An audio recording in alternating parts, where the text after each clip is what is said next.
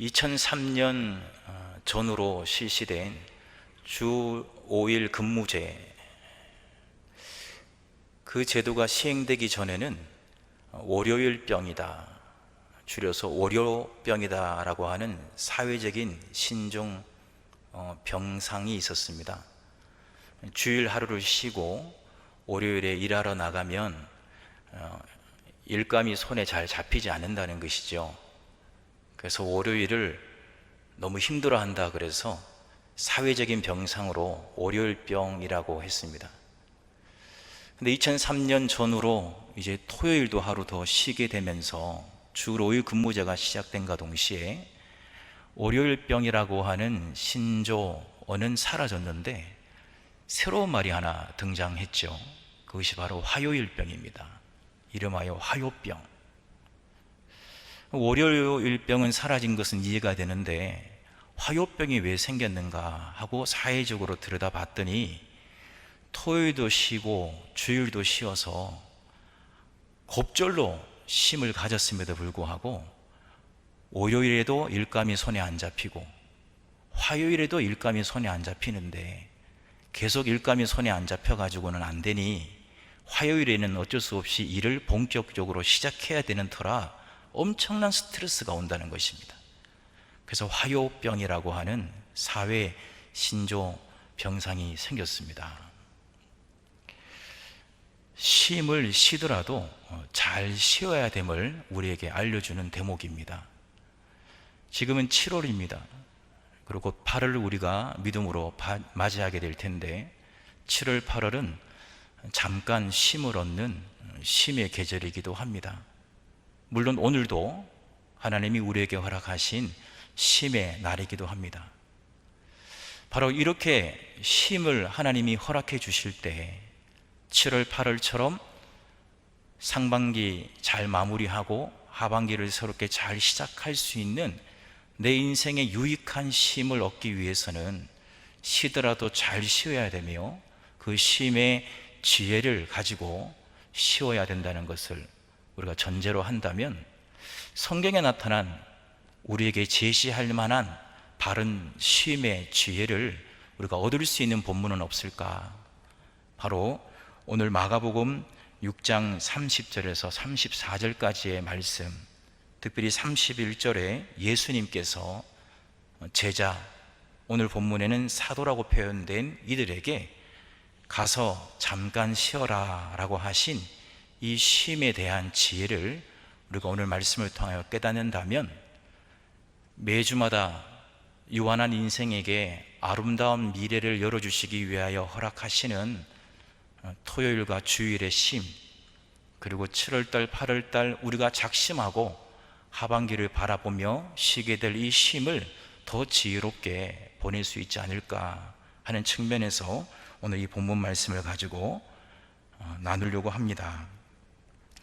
오늘 마가복음 6장 30절에서 34절까지의 말씀은 일상적으로는 쉼에 대한 이야기로 언급되는 본문이라기보다는 오병이어의 기적의 사건으로 언급되어지는 본문입니다.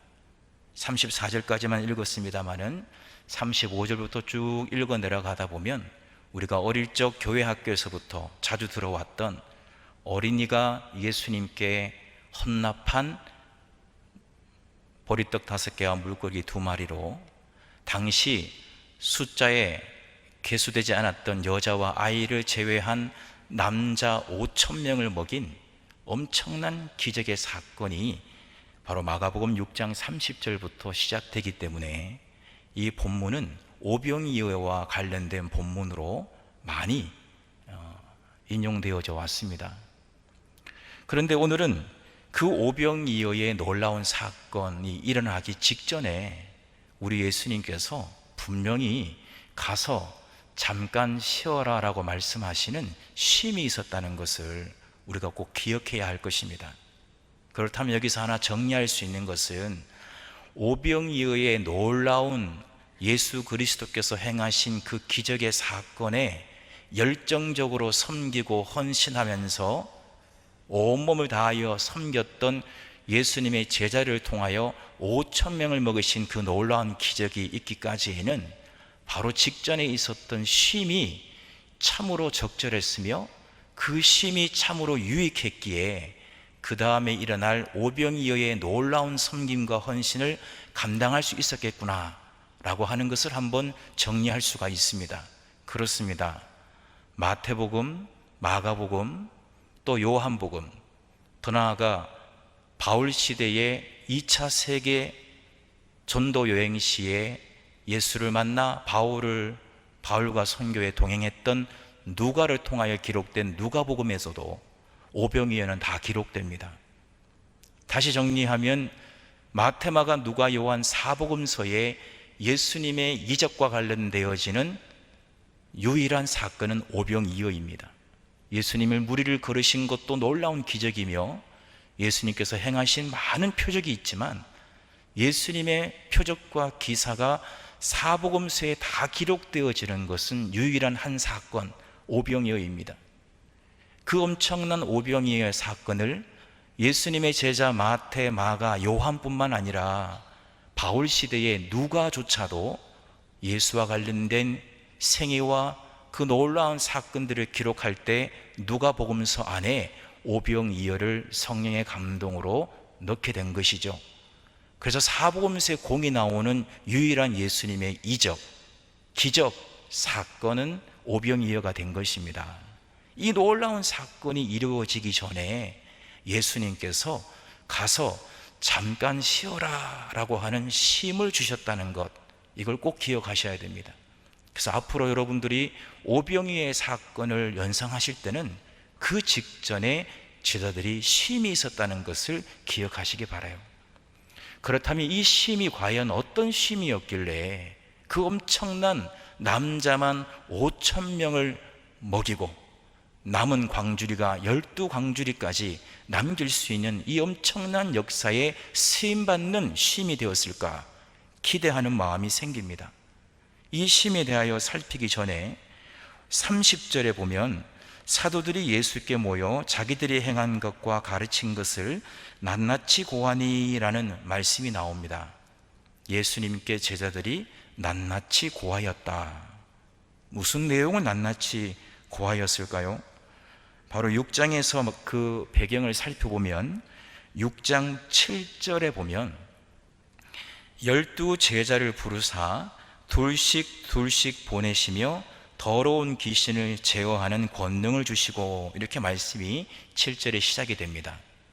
바야흐로 예수님께서 부르신 제자, 7절에도 12 제자를 부르사, 예수님께서 부르신 제자들을 하나님 나라의 복음을 가르치시고 예수 그리스도의 성품을 담게 하시며 예수 그리스도께서 가지고 계시는 권세와 권능을 제자들에게 위임해 주시는 그런 시간을 가진 이후에 둘씩 둘씩 조를 짜서 갈릴리 전역에 선교하도록 파송하신 것입니다.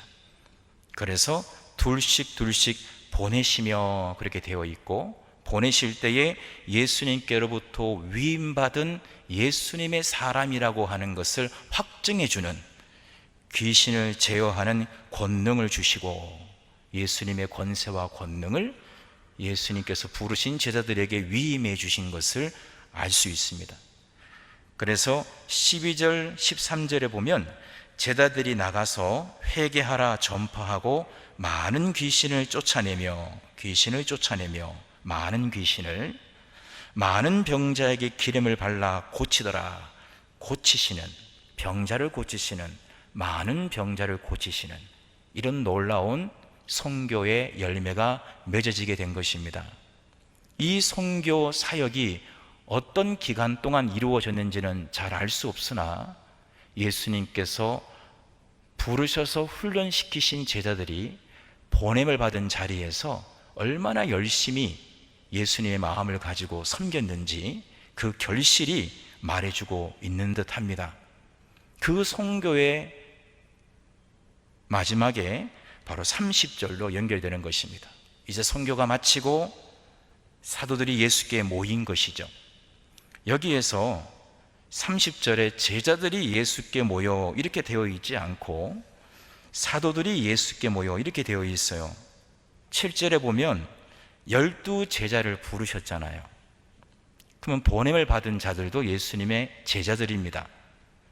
그런데 선교가 끝난 시점에 30절에서는 제자들이라고 하지 아니하시고 사도들이라고 되어 있습니다. 제자와 사도의 차이를 이야기하라고 하는 것 자체가 조금은 큰 의미가 있을까 하는 측면도 있습니다마는, 마가복음에는 예수님의 제자를 제자라고 자주 불렀지 사도라고 부르는 대목은 극히 드뭅니다. 그런 의미에서 예수님의 제자라고 말할 때는 7절에 나와 있는 것처럼 제자를 부르사, 그러니까 부르심이라고 하는 것을 강조할 때 제자라고 하는 말을 쓴다고 볼 때, 사도는 보내심이라고 하는 단어, 7절에 둘씩 보내시며 되어 있잖아요. 보내시며라고 하는 의미를 강조할 때 사도라고 이해해도 좋을 것입니다. 왜냐하면 30절에 사도라고 번역된 헬라어 원어는 아포스톨로스라고 되어 있습니다. 아포스톨로스는 특별한 사명을 준행할 수 있도록 보냄을 받은 사신을 말합니다. 특사라는 의미가 있는 것이죠. 특사. 그래서 아포스톨로스라고 하는 단어를 쓸 때는 어디에 강조가 있느냐 하면 특사라는 의미가 있기 때문에 누가 보냈냐가 중요해요. 누가 보냈냐. 우리는 특사에게 관심을 가지지만 이 특사를 보내는 사람이 누구냐가 사실은 더 중요한 것입니다. 예수님께서 보내신 사람이죠. 그래서 예수님의 제자들이 둘씩 보냄을 받았다. 보냄을 받기 전에는 철저하게 예수의 사람으로 훈련받고 양육받은 이후에 이제는 되었다.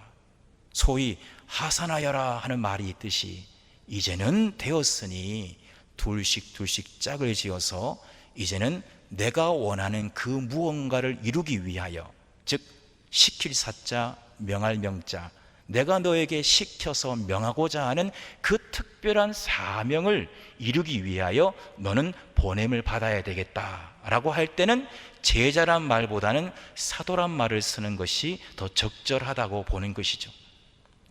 예수님의 제자들은 예수님께로부터 예수님이 시켜서 명하신 하나님 나라에 대한 복음 전파와 영과 육이 온전히 하나님의 사람으로 진정한 해방을 누릴 수 있도록 치유의 사역과 또 하나님의 사람으로 온전히 생각하고 또 마음 먹고 행할 수 있도록 가르치는 사역을 감당하도록 보냄을 받은 것입니다. 그래서 이 아포스톨로스라고 하는 이 사도로 보냄을 받은 제자들은 아마도 보냄 받은 기간 동안 철저하게 예수의 사람이라고 하는 정체성을 가지고 누가 물어보지 않아도 나는 예수님이 보낸 사람이야. 나는 예수의 향기가 있어야 돼. 내 말에는 예수의 말이 있어야 되고 내 생각에는 예수의 생각이 있어야 되며, 왜 그렇게 행동하느냐 그랬을 때 예수님이라면 이렇게 행동하시기 때문에 나는 그렇게 행동하는 것이야. 왜냐하면 나는 예수님이 나를 보내셨기 때문에. 이런 맥락에서 선교를 감당했음을 알게 됩니다. 오늘은 주일이며 쉼의 날이라고 생각할 때, 더 큰 숲이라고 관점에서 볼 때 7월 8월을 우리가 상반기를 정리하고 잠시 쉼을 얻는 시간이라고 볼 때, 우리는 지난 상반기를 돌아볼 때 정말 예수의 사람으로 보냄을 받은 일상의 삶의 자리를 만드셨는지를 돌아볼 필요가 있을 것입니다. 우리의 삶이 정말 능력과 권세가 있는 삶을 살 수 있는 비결은 예수님이 나를 보내셨다라고 하는 것입니다. 미국에도 특사를 보내고 일본에도 특사를 보낼 때 우리는 누구를 특사로 세울 것인가 궁금해하지만 거기에는 아무런 힘이 없습니다. 누구를 특사로 보낼 것이가 아니라 그 특사를 보내는 사람이 누구냐가 더 힘이 있는 것이죠. 여러분, 지난 상반기 내 삶이 무기력했다면 예수님이 나를 보내셨다라고 하는 예수님과의 관계의 정립이 바로 되어 있었는지를 돌아볼 필요가 있습니다. 이 자리에 우리 한 사람도 예외 없이 예수 그리스도가 나의 구주라고 고백하는 믿음을 갖고 있는 그리스도인이라고 한다면, 요한복음 1장 12절에 나오듯이 예수 그리스도, 그 이름을 영접하는 자에게는 하나님의 자녀가 되는 권세를 주신다고 하셨기 때문에, 우리가 예수께로부터 보냄을 받은 사람이라고 하는 이 정체성을 명확히 할 때 우리의 삶에는 능력과 권세가 나타나게 될 것입니다. 예수님의 제자들은 보냄을 받은 자리에서 열심히 하나님 나라를 전파하고 예수 그리스도에 대하여 가르쳤으며 치유의 사역을 베풀었습니다. 베풀 때마다 고침이 일어났고 받아들이는 청종의 역사가 나타났던 것이죠. 그런 사역들을 30절에 예수께 모여서 자기들이 행한 것, 가르친 것 낱낱이 고한 것입니다. 말 그대로 사도의 사명을 잘 감당한 것이죠. 자세히 예수님께 다 보고한 이후에 예수님께서 하시는 말씀이, 너희는 따로 한적한 곳에 가서 잠깐 쉬어라. 이는 오고 가는 사람이 많아 음식 먹을 겨를도 없음이라. 그렇습니다. 예수 그리스도께서 나를 보내셨다라고 생각하는 사람은 음식을 하나 먹더라도 예수님이 나를 통하여 하고자 하시는 그 사명을 이루고자 하는 마음에 밥도 먹고 잠도 자는 것 같습니다. 그래서 우리가 많이 존경하는 믿음의 선배들이 늘 그러시잖아요. 내가 지금 살아있는 이유는 하나님이 내게 하라고 하는 사명 잘 감당하라고 내게 생명도 주시고 건강도 주신 것입니다. 누가 볼 때는 연약한 연세임에도 불구하고 당당히 말하잖아요. 백발은 영화의 면류관입니다. 나이는 숫자에 불과합니다. 갈렙도 나이 80이 되었지만 이 산지를 내게 주신다고 하셨기에 꿈과 비전을 향해서 나갔듯이 내 나이는 숫자에 불과합니다. 나를 이렇게 건강하게 이렇게 수를 누리게 하신 것은 여전히 나를 통하여 하나님이 하고자 하시는 특별한 사명 이루라고 하신 줄로 믿고, 나는 오늘 밥을 먹어도 잠을 자도 쉼을 얻어도 이 사명 잘 감당하기 위하여 밥을 먹고 잠을 자고 쉬는 것입니다. 누가 볼 때 너무 딱딱해 보이고 빈틈이 없어 보이지만 이것이 부르심을 받은 제자가 보내심을 받은 사도로서의 응답이며 자세일 것입니다. 바로 이 제자들은 철저하게 파송된 그 자리에서, 보내심을 받은 삶의 자리에서 진정한 예배를 드리며 살아계신 예수 그리스도를 증거하며 살면서 많이 체력이 소진되어 있었던 것 같습니다. 그래서 지금은 사람들이 너무 많이 오고 가니까 먹기에도 좀 장소가 적절해 보이지 않고, 또 열심히 한다고 했으니 좀 쉼도 필요하니 가서 잠깐 쉬어라 라고 쉼을 선언하신 것입니다. 이 쉼은 권유가 아니라 명령입니다. 설교 모두에 말씀드린 것처럼 숨표에 쉬지 않으면 노래가 엉망이 되듯이, 하나님은 우리의 인생의 노래를 아름답게 부르게 하시기 위하여 권유하시는 것이 아니라 명령하고 있습니다. 이제는 쉬어라. 이제 예수님의 제자, 즉 사도들은 쉼의 자리로 초청이 됩니다. 이쯤에서 그렇다면 쉬어도 잘 쉬어야 되는데 주일 하루만 쉬었더니 월요병이 생겼고, 토요일도 쉬고 주일도 쉬어서 이틀을 쉬면 월요병이 사라질 줄 알았는데 월요병은 사라졌지만 화요병이 생기는 이 증상을 우리가 바라보면서 정말 잘 쉬어야 된다라고 하는 것을 생각해 볼 때, 오늘 이 쉼에서 우리는 세 가지를 찾아볼 수가 있습니다. 그것은 바로 미루어 짐작컨대 한적한 곳에 가서 잠깐 쉬어라라고 하신 예수님의 그 쉼의 자리에서 예수님께로부터 부르심을 받아 보내심을 받았던 제자 곧 사도들은 무슨 이야기를 했겠습니까? 보냄을 받은 그 삶의 자리에서 예수 그리스도 안에서 이루어졌던 모든 선한 열매들을 이야기했을 것입니다. 왜냐하면 예수님께 낱낱이 고했거든요. 예수님께 낱낱이 구했다는 것은 정리했다는 것입니다. 이제 예수님께 나를 부르셔서 이제 어떻게 지내느냐라고 물으실 텐데, 지난 한 주간 동안 내가 어떻게 지냈지? 지난 6개월 동안 어떻게 지냈지? 한번 정리정돈을 했다는 전제가 있습니다. 그래야 예수님께 낱낱이 구하게 됩니다.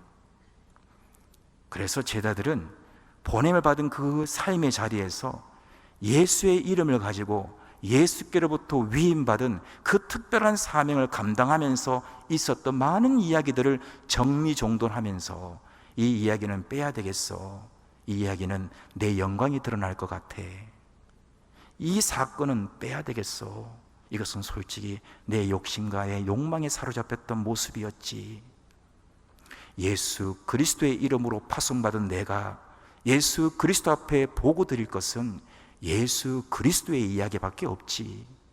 정리정돈하면서 회개도 하고 내 몸을 살피면서 예수님께 보고 드릴 것을 자세히 정리정돈했을 것입니다. 그래서 원고를 보지 않아도 기승전결 정리가 되었을 거예요. 그리고 예수님께 낱낱이 고한 이후에 쉼을 얻었기 때문에 이미 한번 보고한 내용은 말하면서 정리정돈된다고 자기 안에 완전히 소화가 되어 있습니다. 그래서 홍길동, 당신은 보낸심을 받은 삶의 자리에서 어떤 일이 있었나? 나는 이런 일이 있었어. 역시 예수 그리스도의 권세가 나타났구나. 당신은 어떤 일이 있었지? 나는 이런 일이 있었어. 그 이야기 안에는 다 하나님만이 영광 받으시는 이야기로 대화가 오고 갔을 거예요. 여러분, 쉼의 자리에서는 지난날 내게 베풀어 주셨던 하나님의 은혜, 그 은혜의 이야기로 가득 찬 쉼을 누리시기 바랍니다. 지난 한 주간 주일을 맞이하기 전에 돌아봐야 합니다. 내일 하나님이 나를 다시 부르셔서 공적 예배를 받으실 텐데, 보내심을 받은 삶의 자리에서 바로 나만이 할 수 있는 그 특명을 주셔서 특사로 나는 그 직장, 그 삶의 자리에 보내심을 받아 이제는 하나님이 너무나 궁금해 하시면서 나를 부르실 텐데, 내가 주님 모시기에 특사로서 제대로 감당치 못했던 것은 없는지 회개하고 마음을 추스리며 주님 앞에 낱낱이 구할 것을 준비해 가는 것이 주일 예배 준비가 아니겠습니까? 그렇다면 오늘 쉼을 가지는 이 주일날, 혹은 7월달, 8월달 잠시 우리가 작심하고 날짜를 정하여 쉬는 그 기간에 무엇을 해야 할까요? 한번 따라 하시겠습니다. 내 삶을 돌아보는 쉼을 가집시다. 돌아봐야 됩니다. 돌아봐야 돼요. 내 안에 무엇이 죄가 있었나? 내 안에 무엇이 욕심이었나? 무엇을 잘했나? 솔직히 또 무엇이 부족했나? 목사인 저 자신을 고백하면 자꾸 가르치다 보면 쉬는 시간에도 가르칠 것을 준비해요. 그런 목사는 망하게 되어 있습니다. 자꾸 가르치다 보면 쉬는 시간에도 가르칠 걸 생각한다니까요. 그러면 안 됩니다. 가르치는 사람일수록 쉼이 허락되어졌을 때 내 자신을 철저히 돌아봐야 합니다. 나는 무엇이 부족했나? 내 생각에는 무엇이 잘못됐던 것인가? 내가 서 있는 자리는 바른 것인가? 내가 어디로 향하고 있는 것인가? 나의 삶을 철저하게 돌아보는 쉼을 꼭 가져야 합니다. 근데 이것이 사실은 쉽지가 않아요. 쉽지가 않습니다. 여러분, 지금 휴가철에 혹시 어디 떠나신다면 여러분이 결정하신 그 장소에서 내 삶을 돌아보는 시간을 가질 만한 장소이십니까? 쉼을 찾아간 장소조차도 내 삶을 돌아보기가 참 어렵습니다. 매주마다 찾아오는 주일이지만 토요일 날 우리 어디 그렇게 쉽게 내 삶을 돌아보는 시간을 가지게 되나요? 그렇지 않거든요.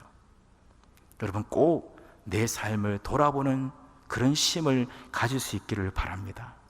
제자들은 가서 잠깐 쉬어라 하는 이 쉼의 자리에서 서로 지난날의 이야기를 하면서 내가 잘났다 하지 않았어요.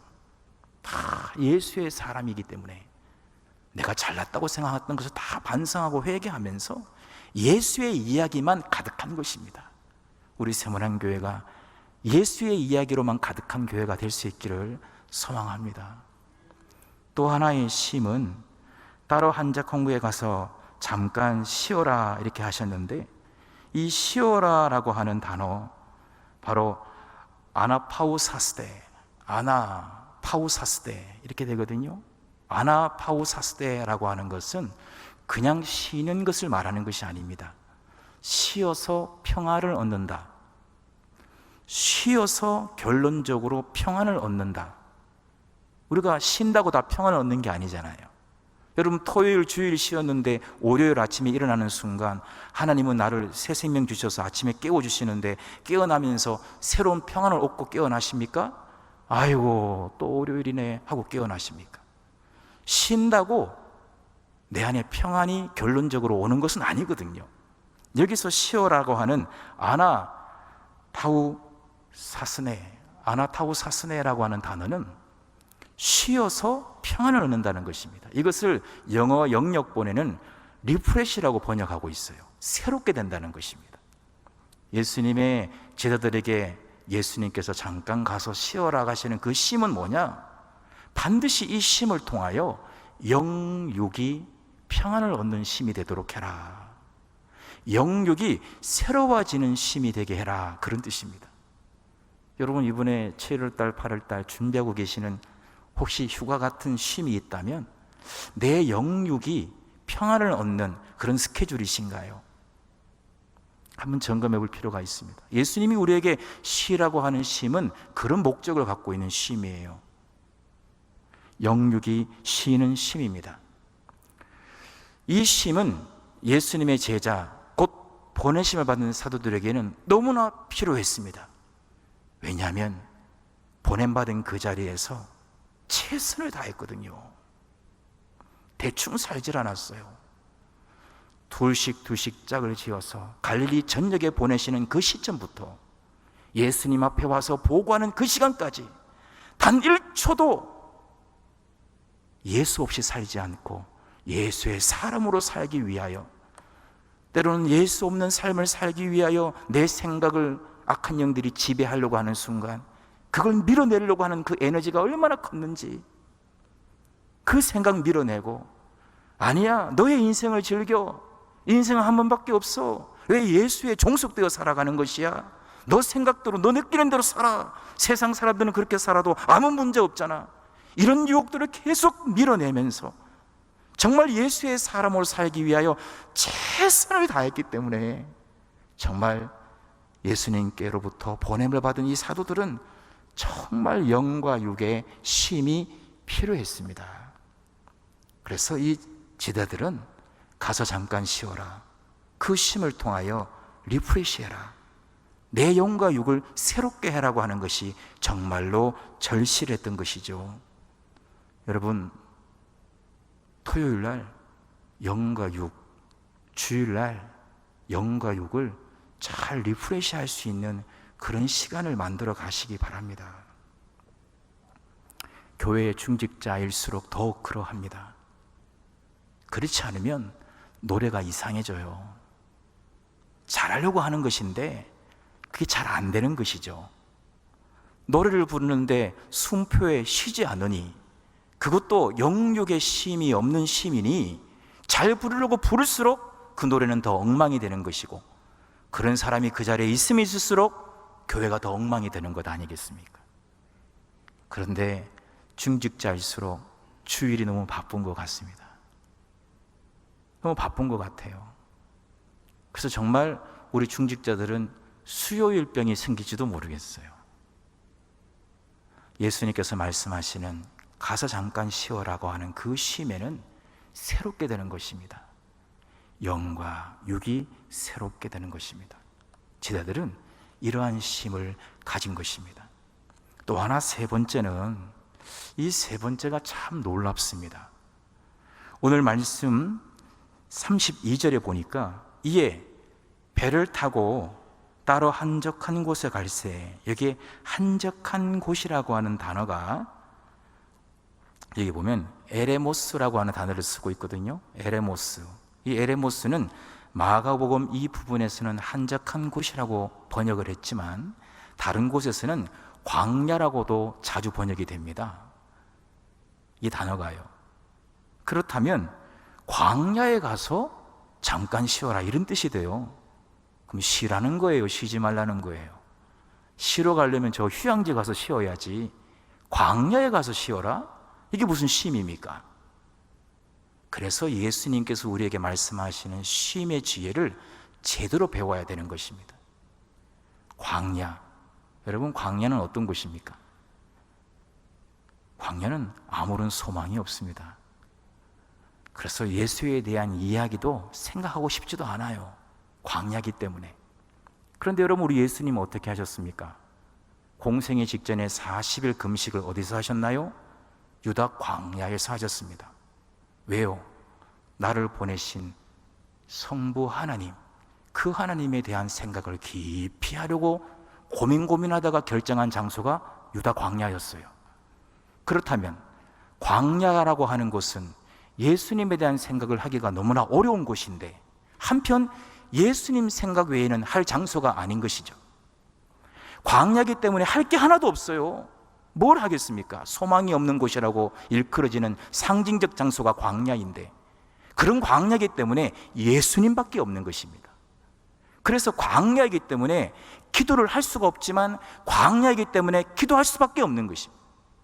광야이기 때문에 예수 없는 삶을 살 수밖에 없지만 광야이기에 예수 있는 삶을 살 수밖에 없는 것입니다.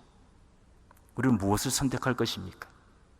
예수님께서 말씀하신 한적한 곳에 가서 잠깐 쉬어라고 하는 이 맥락은 지난 일정한 기간 동안 내가 보낸 자리에서 특사의 사명을 잘 감당했으니 이제 너 어디 가기 원해? 원하는 거 적어봐. 저는 어디요? 그래, 거기 가서 쉬었다 와. 이게 아니라는 것이에요. 쉬는 장소를 어디 가서 쉬어야 되느냐? 예수님만 생각할 수밖에 없는 곳에 가서 쉬라는 것입니다. 여기서 우리가 난제가 있어요. 난제가. 지난 6개월 열심히 주의 일을 한 사람들 이제 휴가 갈 때 예수 없는 곳에 가고 싶죠. 안 그렇습니까? 예수를 위하여 열심히 살았는데 쉬는 시간마저 예수에 대한 생각을 하면 쉬라? 그게 무슨 쉼입니까? 예수 없는 곳에 가서 쉬는 게 쉼이라고 생각할 수가 있는 것이죠. 그래서 쉼의 자리에 가서는 예배도 안 드리게 되고 쉼의 자리에 가서는 기도도 안 하게 되고 쉼의 자리에 가서는 그동안 해왔던 경공도 다 무너지게 되는 것이죠. 왜? 그동안 예수를 위하여 열심히 살아온 나에게 하나님이 주신 휴가인데 이 휴가 기간에는 예수 없이 살기를 원하는 것이죠. 이것이 문제인 것입니다.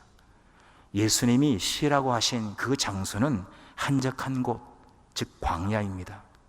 예수님만 생각할 수밖에 없는 곳에 가서 쉬라고 하는 것이죠. 그렇다면 우리 예수 믿는 사람들이 쉬러 가는 장소도 좀 구별될 것 같습니다. 선별될 것 같습니다. 세상 사람들이 여기가 좋다 저기가 좋다 하여 소문에 급급하여 가는 것이 아니라 우리가 쉬는 장소도 선별하게 되고 분별하게 될 것 같습니다. 그런 노하우를 후배들에게 전해주게 될 것 같습니다. 그런 노하우가 교회에 많이 전해진다면 그 교회 전체가 쉼의 장소가 더 아름다운 쉼의 장소가 서로에게 전해질 것 같아요. 우리 그러잖아요. 이번에 휴가 때 어디 가십니까? 어디 갔다 오면 참 좋습니까? 그랬을 때 어디 갔다 오면 참 좋더라라고 하는 그 장소가 예수님과 함께 있을 수 있는 좋은 곳입니까? 아니면 예수가 없었기 때문에 좋아서 그 장소를 소개하는 것입니까? 예수님께서 한적한 곳에 가서 잠깐 쉬어라고 하는 그 쉼의 장소는 예수님만 집중할 수 있는 곳에 가서 쉬어라고 한 곳입니다. 바로 그 장소가 어딘 줄 아십니까? 배를 타고 베세다까지 가는 것입니다. 게네사렛 호수 건너편 베세다까지 가는 것이에요. 그렇다면 베세다에서 오병이어가 이루어졌습니다. 예수님의 제자들은 쉬러 가자 그러셨기 때문에 베세다에 배가 도착하는 순간 그 어느 장소에서 쉴 것이라고 생각했을 거예요. 근데 여러분 잘 아시다시피 33절에 보니까 그들이 가는 것을 보고, 예수님과 예수님의 일행들이 가는 것을 보고 많은 사람이 예수다, 또 예수님의 제자들이다, 그들인 줄 알았어요. 그래서 모든 고을에서부터 갈릴리 호수가 다 보이거든요. 남북 길이가 21km고 좌우 동서 길이가 11km쯤 됩니다. 그리고 이 갈릴리 호수는 쭉 전체를 한 바퀴 돌면 한 50km쯤 돼요. 근데 게네사렛 호수에서 베세다까지 건너갔다고 하니까 상당히 꽤 먼 거리를 아주 남쪽에서 완전히 북쪽으로 간 것은 아니지만 꽤 먼 거리를 배로 타고 가는 것입니다. 그 배가 보이는 거예요. 우리는 어부일을 하지 않기 때문에 우리 눈에는 그것이 잘 안 보이지만 늘 어부일을 했던 갈릴리 사람들은 배가 멀리 봐도 예수님이다, 또 옆에 있는 분들이 예수님의 제자들이다, 이걸 알았다는 거예요. 그리고 그 배가 어디를 향하고 있는가? 백발백중인 것이죠. 저 배가 베스다에 도착할 것이라고 하는 생각을 모두가 한 것입니다. 그걸 보는 순간 도착하는 곳으로 가자 하고 다 그 길을 도보로 걸어서 간 것입니다. 여러분 상상을 해보십시오. 예수님의 제자들과 예수님은 쉬기 위하여 베세다를 향하여 가고 있습니다. 그 쉼이 시작되는 장소에 쉬지 못하는 환경이 만들어지고 있어요. 배에서 내리자마자 수많은 사람들이 운집해 있기 때문에. 그러면 어디서 쉰 것입니까? 한적한 곳, 그 광야, 예수님과 함께 할 수 있는 곳은 어디였습니까? 저 베세다, 저 평지, 저 뒤쪽에 있는 그 무언가의 파라다이스였습니까? 그게 아니었어요. 배를 타고 가는 그 순간만이 휴가였던 것입니다. 배를 타고 가는 그 시간이 휴가였던 거예요. 말씀은 한적한 곳에 가서 잠깐 쉬러 가자라고 출발은 했지만 예수다, 예수님의 제자들이다, 이걸 확인한 사람들이 도보로, 가장 멀리 간 사람은 50km를 걸어간 것이고 짧게 간 사람은 가버나움에서 갔다면 한 8km에서 10km니까 10km를 걸어갔을 것이고 베스다에 모인 게 남자만 5,000명이었던 것입니다. 그러면 거의 배가 다다를 즈음에, 아니 배가 다다리기 전에도 예수님의 제자들은 이미 알았어요. 베스다에 도착해도 쉬지 못하겠구나. 알았을 거예요. 사람들이 도보로 다 모이고 있었기 때문에. 그러면 누군가가 속았다, 6개월 열심히 일하고 쉬러 가자 그래서 보너스를 얻은 줄 알았더니 또 속았다, 6개월치보다 더 심한 일을 하러 이 장소로 나를 떠밀고 계시는구나, 쉬라고 하는 것도 다 거짓말이야, 이런 생각을 했을까요? 그렇지 않아요. 베스다에 내리자마자 예수님께서는 말씀하십니다. 오늘 읽었던 말씀 34절 바로 그 뒤에 보면 목자 없는 양 같아서, 예수님의 백성들이 가장 불쌍하다고 여기실 때 비유가 뭐냐 하면 목자 없는 양이라는 말을 쓰고 계세요. 양은 목자가 있어야 푸른 초장 시원한 물가로 가는 법이고 양에게 목자가 없으면 갈 길을 못 갑니다. 정처시 떠돕니다. 아무리 많은 시간을 주어도 바른 길로 갈 수가 없기 때문에 인생은 계속 헛도는 것입니다. 그래서 가장 불쌍한 양은 목자가 없는 양이에요. 예수님께서 배에서 내리시면서 하시는 말씀이 목자가 없는 양과 같아서 불쌍히 기사 가르치시고 전파하시고 치유하시는 사역이 막 시작되는 것입니다. 즉 예수님께 선교가 끝나고 돌아와서 보고했던 그 내용에 담겼던, 보냄받아서 했던 그 일들이 예수님이 시작하고 있는 거예요. 그러니 보냄받아 했던 그 일들을 예수님의 제자들은 예수님 따라서 또 해야 되는 것입니다. 쉴 시간이 없는 것이죠. 그런데 그들은 멋지게 보란 듯이 오병이어의 놀라운 기적 사건에 진정한 헌신자로, 진정한 섬김이로 쓰임받았습니다. 그래서 마태, 마가, 요한뿐만 아니라 바울 시대에 하나님 예수 그리스도를 영접했던 누가를 통해서도 누가복음에 이 사건이 들어간 것입니다. 여러분, 오병이어가 어떤 사건입니까? 예수님께서 말씀하셨어요. 사복원서 복음을 비교해 보면 50명씩 앉혀라 그러셨어요. 가르치시고 전파하시고 치유하는 사역을 하다 보니까 시간 가는 줄 몰랐던 것입니다. 이게 진짜 시간 가는 줄 모르는 거예요. 정말 주의 일을 열심히 하다 보니까 시간 가는 줄 몰랐어요. 날이 저물었어요. 빈들이에요. 너희에게 먹을 것을 주라. 200데나리온이 필요합니다. 있는 것을 가져와 봐라. 어린아이가 있습니다. 오병이어입니다. 들어 축사하실 때 50명씩 앉으라 그랬어요. 50명씩. 그런데 50명씩 앉으세요라고 분명히 외쳤지만 사람들이 말을 듣나요? 앉다 보니까 70명, 80명, 급기야 100명도 앉았다라고 기록하고 있어요. 예수님은 50씩 앉았으면 좋겠다 말씀하셨는데 100명도 앉았어요. 그게 앉는다라고 하는 것은 이 설교 단상에서 실적으로 보여드리기 어렵습니다만은 앉는다는 게 이게 앉는 게 아니에요. 그 당시 앉는다는 것은 이렇게 눕는 것입니다. 이게 누워서 먹는 게 앉는 거예요. 그러니까 50명이 이렇게 앉아서 그냥 딱딱딱 붙어서 50명이 원을 그린 것이 아니라 이렇게 누워서 50명이 원을 그린 거기 때문에 엄청난 크기가 필요합니다. 50명씩 남자만 5,000명인데 여자아이를 포함하면 보통 10,000명 잡아요. 그 10,000명을 50명씩만 앉혀도 이게 200개가 넘습니다.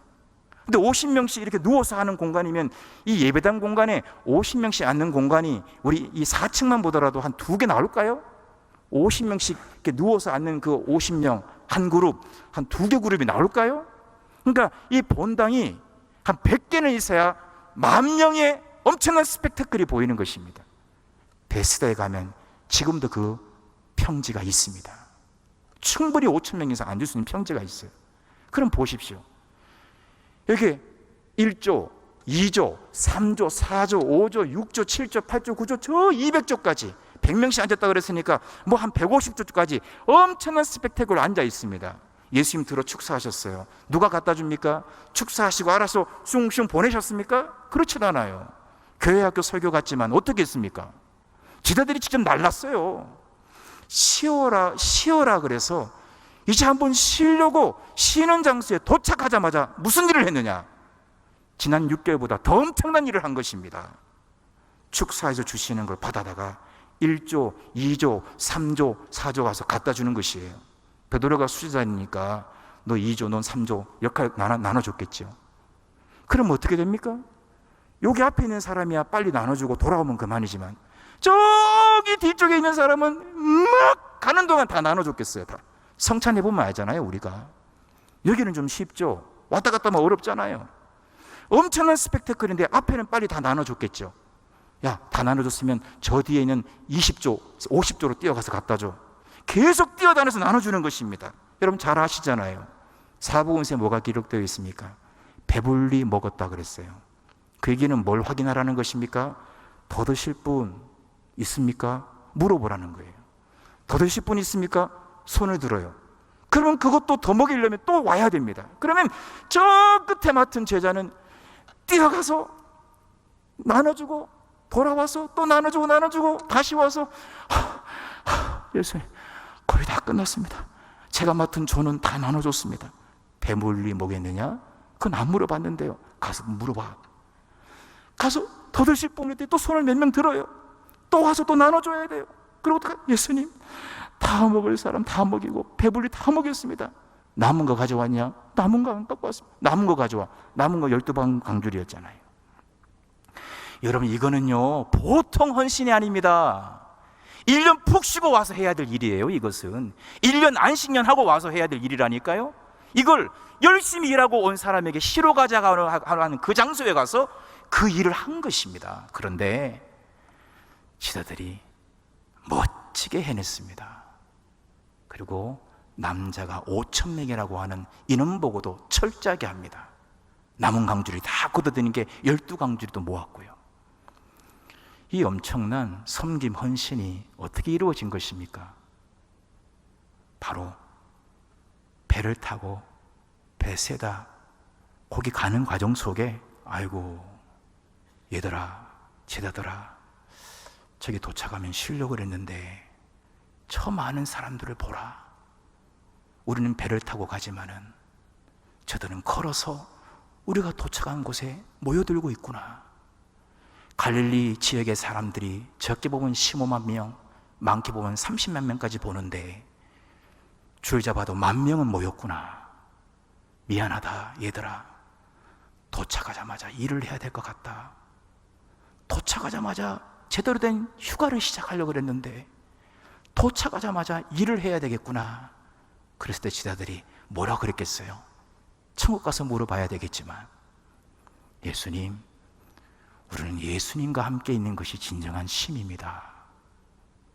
예수 없는 곳이 쉼이 아닙니다. 예수님과 함께 있는 곳이 쉼이라고 고백했을 것입니다. 왜입니까? 오병이어의 놀라운 기적의 결실이 우리에게 말해 주는 것입니다.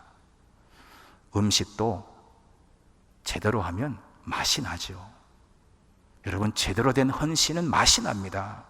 그 맛이 예수님의 기적이 사복음서에 다 나오는 유일한 사건 오병이어로 기록된 것 아닙니까? 이 엄청난 만난 섬김의 결실이 어떻게 나타난 것입니까? 고작 내가 원했던 그 쉼도 아닌, 어찌 보면 배 타고 가는 그 짧은 기간이지만 예수님과 함께 했던 그 시간이 진정한 쉼이 됐던 것입니다. 우리의 먹고 사는 문제가 다 다릅니다.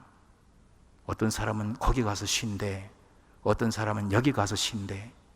쉬는 장소가 다 다를 거예요.